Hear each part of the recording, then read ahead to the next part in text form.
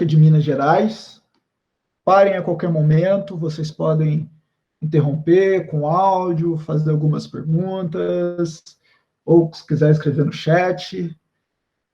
Alguma questão das aulas anteriores que alguém gostaria de levantar, de fazer alguma pergunta? Nós vamos falar sobre a história geológica de Minas Gerais. Olha esse mapa de geologia de Minas. Olha a diversidade de feições geológicas que nós temos em Minas Gerais. Para começar, o nosso estado, ele é muito grande. Ele é muito grande. E tem uma diversidade de clima, e tem uma diversidade de vegetação, de solos, e também de geologia, que vai refletir nisso tudo. Então, Minas Gerais é um estado que apresenta uma grande diversidade geológica. Grande diversidade. E a sequência de idade dessas geologia vai desde a idade arqueana, lembrando nas nossas aulas, naqueles primeiros éons, até a fanerozoica, em textos tectônicos e metamórficos do mais variado tipo. Minas Gerais, observem, bem diverso em termos geológicos e antigo. Quando será que isso começou? Então vamos lá no início da história geológica de Minas. Lá no Arqueano, e muitos juntam também com o Adiano, lá no Arqueano, onde teve os primeiros blocos estáveis. Então, Minas Gerais eram 4 blocos distintos, 4 blocos graníticos. Ah, professor, só tinha granito? Não, predominava granitos. Eram 4 ilhas que estavam caminhando ali sobre a estenosfera, essas 4 ilhas que no Arqueano eles se chocam. E esses 4 blocos nós chamamos de Bloco São Francisco, Bloco Paraná, Vitória e São Paulo. Então, no Arqueano ainda, eles se chocam. Eles se encontram, formando aí parte do estado de Minas Gerais. Com isso, o estado de Minas Gerais, ele é dividido em Bloco São Francisco, toda essa parte, Bloco Vitória, ali do lado, fazendo fronteira ali com o Espírito Santo, Rio de Janeiro, o Bloco São Paulo, aqui no sul de Minas, fazendo divisa com São Paulo, e o Bloco Paraná, que tem uma história que desce até um Paraná, que nós vamos ver que forma a bacia do Rio Paraná. Com isso, esses 4 blocos se juntaram e compreenderam o estado de Minas. Então, nós temos a estrutura básica de Minas Gerais formada no Arqueano. No Paleoproterozoico, olha a linha aqui do Paleoproterozoico, de 1,6 a 2,5 bilhões de anos atrás, houve o rifteamento em 3 pontos do bloco. Aí nós chegamos numa questão. Afinal de contas, o que é rifteamento? O rifteamento é quando há uma distensão dos blocos. Pensem em vocês, pega um plástico grosso, bem grosso esse plástico, e vocês esticam esse plástico. Ele vai estar fino, ele vai estar grosso, e quando vocês esticarem, ele vai afunilar. Então, nessa aula, eu gastei todos os meus dotes de animação de PowerPoint, olha. Nós temos aqui o esticamento desse bloco, que não foi completo. Quando esse bloco esticou em 3 pontos, formaram-se vales. Foi um rift incompleto, que formou um grande vale. Quando você estica, pense isso em quilômetros, né, gente? Estica e forma os vales, os rifts, ou seja, uma grande bacia. O que será que vocês acham que acontece que aconteceu depois que isso terminou? O que vocês acham? Qual que é a importância dessa grande bacia? O que vai acontecer? Pode acumular água, pode acumular o quê? Já que é uma parte mais baixa, vira uma grande bacia e uma bacia de sedimentação. Essa bacia de sedimentação, ela vai receber, por sua vez, sedimentos das partes mais altas. Muito bem, Luiz Fernando. Vai acumular. E essas três faixas, olha, recebe o nome. Faixa Brasília, faixa Araçuaí e faixa Rio Grande. Eu acho que mais importante do que a gente saber esses nomes, que eu quero que vocês compreendam, é toda a história, como se deu o processo de formação. Aí, essas três faixas ficaram recebendo diferentes tipos de sedimentos. Predominantemente sedimentos arenosos. Por que predominantemente sedimentos arenosos? Nessa etapa, estava mais seco. Os sedimentos, eles contam história do clima. Se o clima está mais seco, os sedimentos são mais arenosos. Se o clima está mais úmido, os sedimentos, por sua vez, vão ser sedimentos mais argilosos, mais siltosos, mas também calcário e ferro, predominantemente arenosos, durante todo o período do Mesoproterozoico. Então, no meio ali do Proterozoico, ficaram recebendo sedimentos. Temos que lembrar que estamos trabalhando com tempo profundo.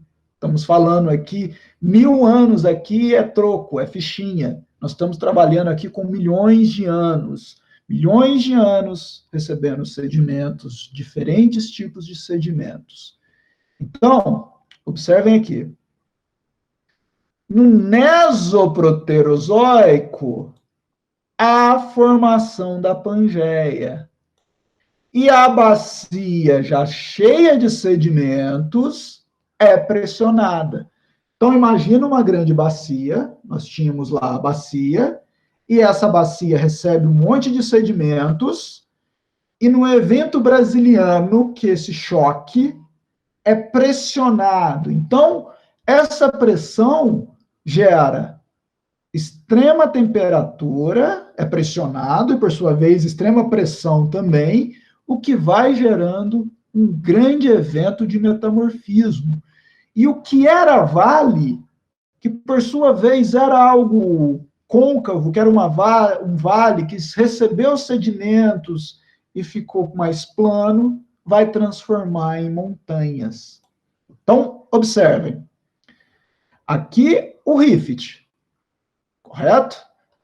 Esse rift recebeu diferentes tipos de sedimentos.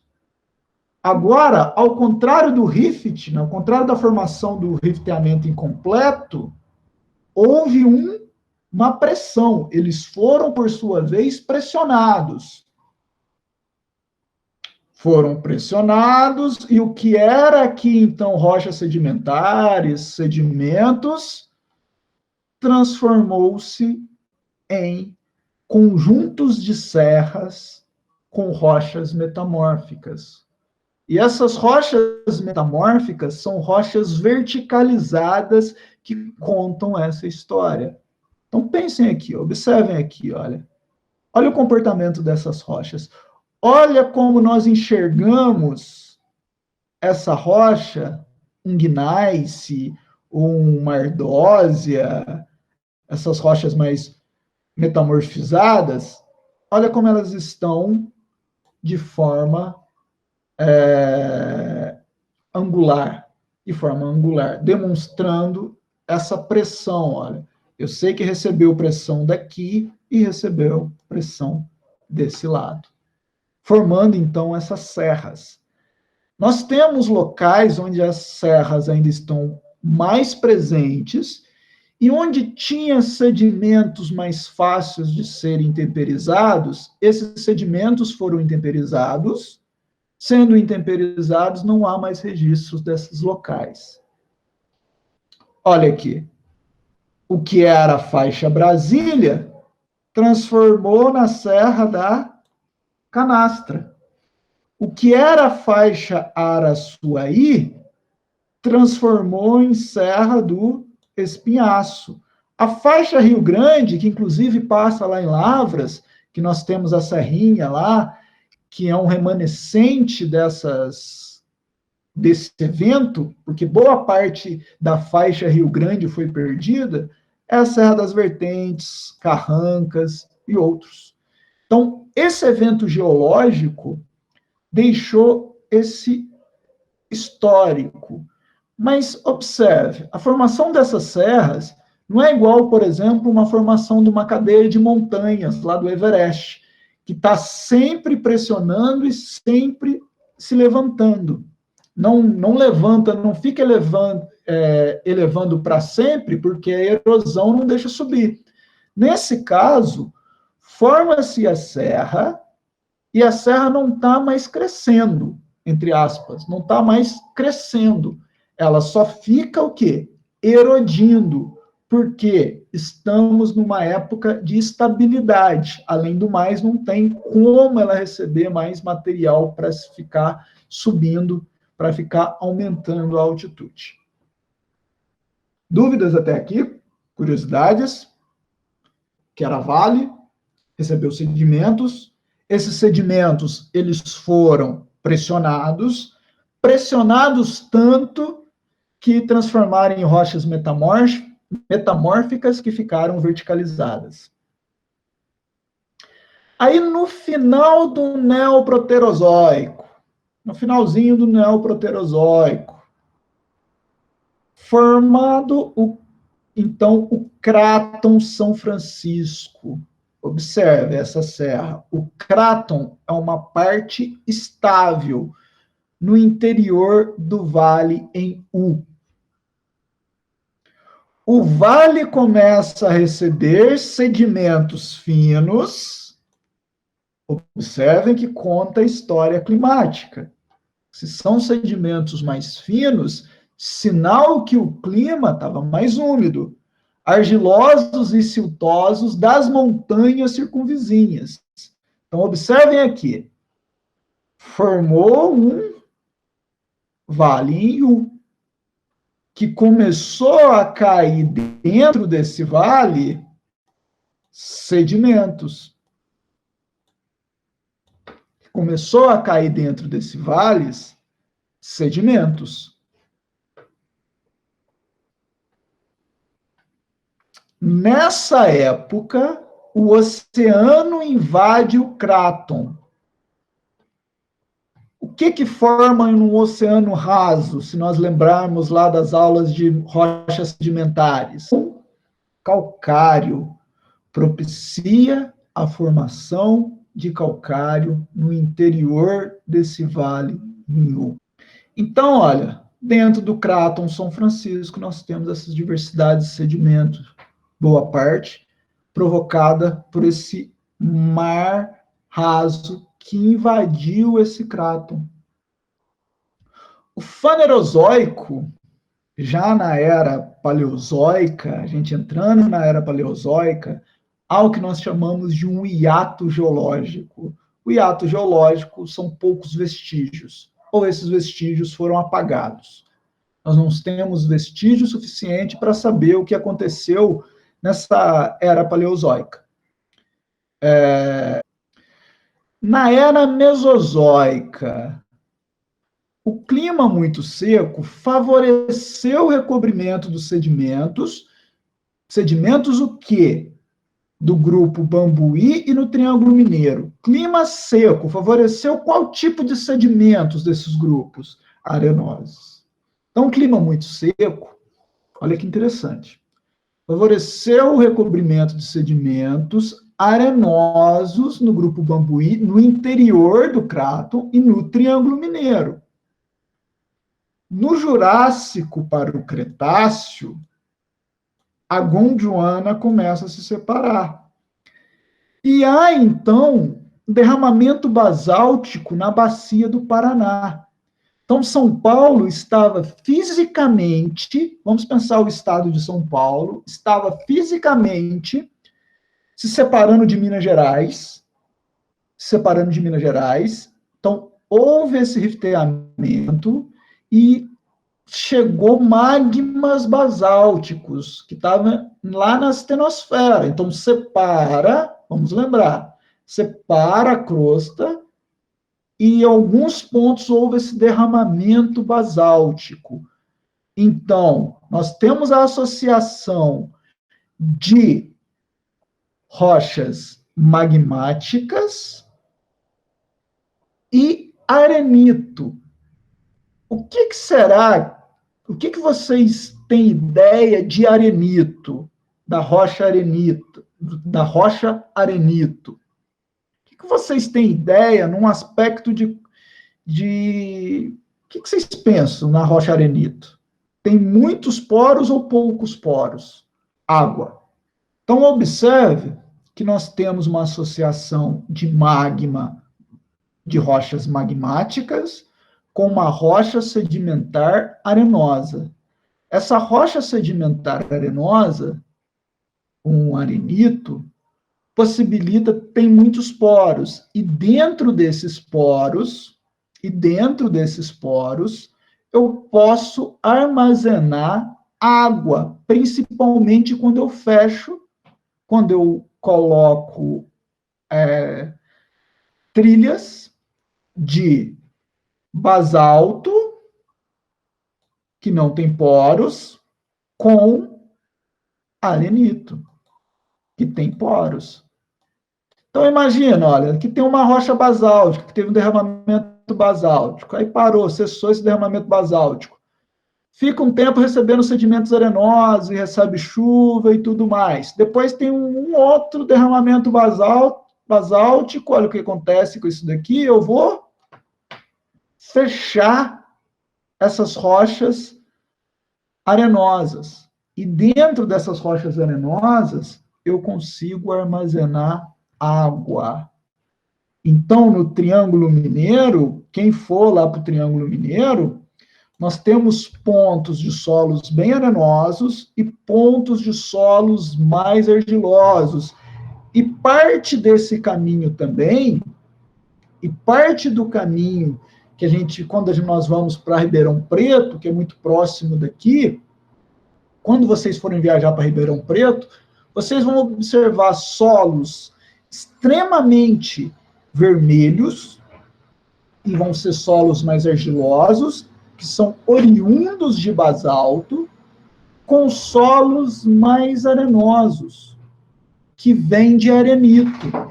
Então, quando vocês forem viajar para Ribeirão, for para Ribeirão Preto, vocês vão lá para a USP, vocês vão passear no shopping lá em Ribeirão, observem as características da paisagem.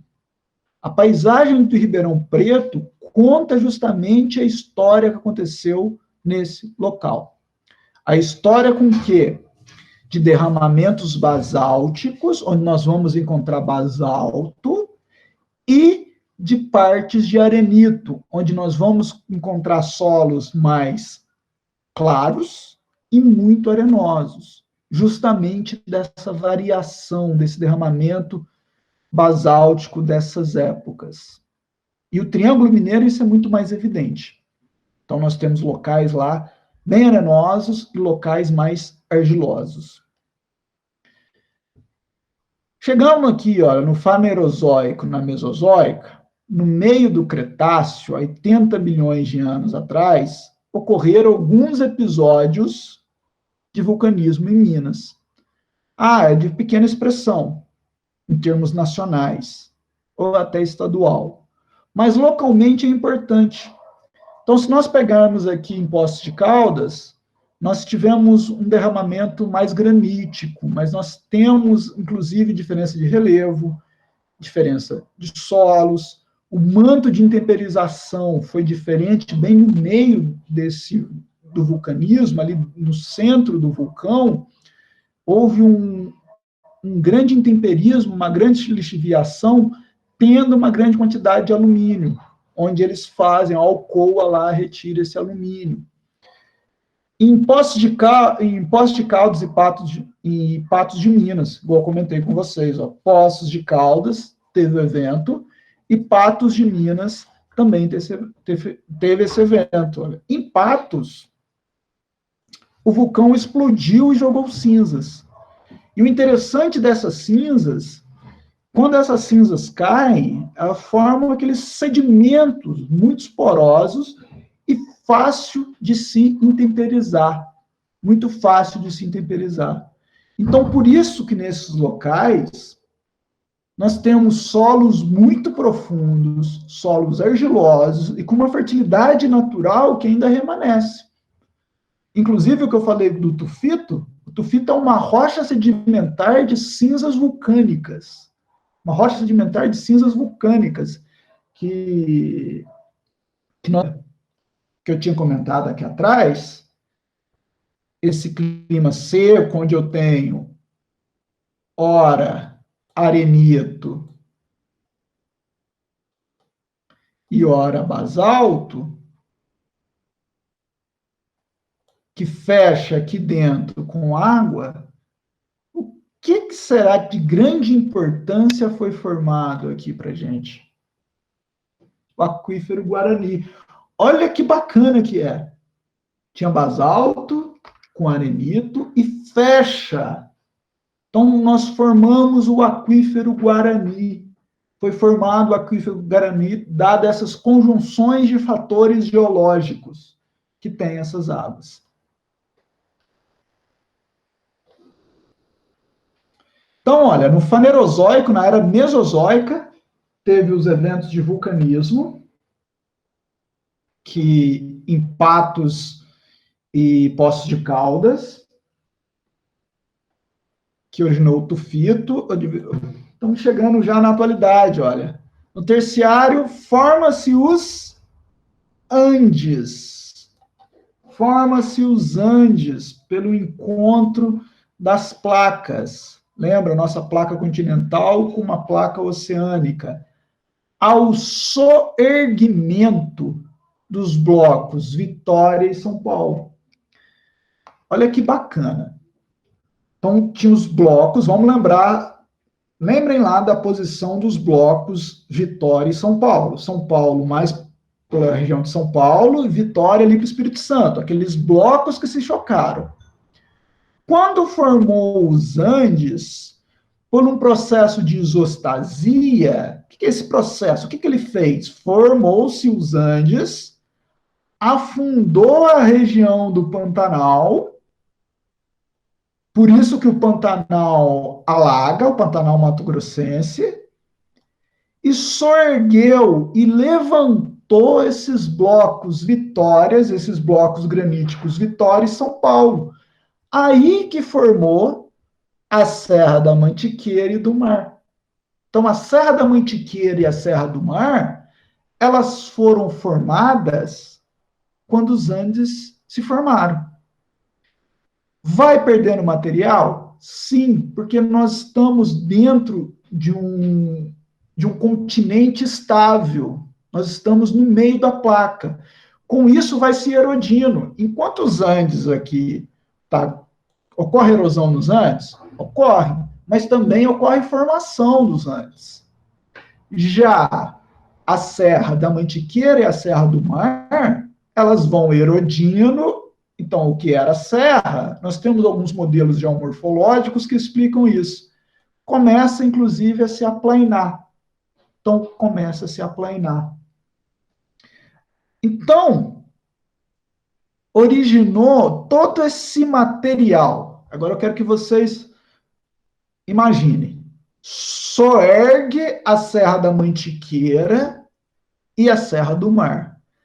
Todo esse sedimento já intemperizado, toda essa camada já intemperizada acima da Serra da Mantiqueira, acima da Serra do Mar, eles foram voando e caiu na formação que nós chamamos de formação barreiras, que é o que nós chamamos ali dos tabuleiros costeiros, que são solos extremamente duros, justamente por ter uma grande quantidade de mineral, que nós chamamos de mineral caulinita, que são os filosilicatos. Só tem praticamente filosilicatos. Aí é como um monte de folha caísse no local e deixa extremamente denso, extremamente coeso esses locais, que dá para a gente ver nas falésias. Quando vocês forem lá para Porto Seguro, para o Espírito Santo, para parte do Espírito Santo, da Bahia, vocês vão poder ver dentro mais, um pouquinho mais dentro do continente, esses locais de solos mais intemperizados. Então, jogou tudo que estava em cima da Serra do Mar, da Serra da Mantiqueira, olha que bacana. E os blocos graníticos, por isso que na Serra da Mantiqueira a gente vê essa grande quantidade de granito exposto. Por isso que na Serra do Mar também tem esses granitos expostos. Contando a história, conta-se a história da formação dos Andes, que por sua vez também formou o Pantanal, porque deixou mais fundo, e levantou esses dois blocos. E aí nós temos, então, a formação da Serra da Mantiqueira e a Serra do Mar. No Holoceno, que já no comecinho, no Holoceno, nós temos justamente as várzeas atuais. O que são várzeas? São locais de planícies de inundação, onde os rios, principalmente os rios em meandros, quando inunda, são os locais onde são possíveis de serem inundados, são passíveis de serem inundados. Então, quem for da roça, aquele local ali onde tem taboa, lá na fazenda de vocês, vai ter lá a taboa, aquele solo mais cinza, aquele solo mais escuro, perto do curso de água. Esse rio, quando ele é em meandros na nossa região, é um rio que caminha, que ele vai andando. Eu vou deixar um GIF depois para vocês, um link do GIF, que mostra, inclusive, como que esses rios em meandros caminham. E deixa o chifre de boi, que fica uma grande quantidade de água quando chove, são as várzeas atuais. E no quaternário, nós temos a maior parte dos solos atuais. Então, os solos são relativamente recentes. E o que é interessante disso? Essas feições geológicas alteram clima, que altera a vegetação, que por sua vez vai alterar o principal foco de estudo da biologia, que vai ser a vida. Estão alterando a vegetação. Pensem o que acontece no processo de formação das serras, onde criou um isolamento geográfico. Olha como modificou a vegetação do Pantanal quando formou-se os Andes. Então, aqui nós temos, resumidamente, a história geológica de Minas Gerais.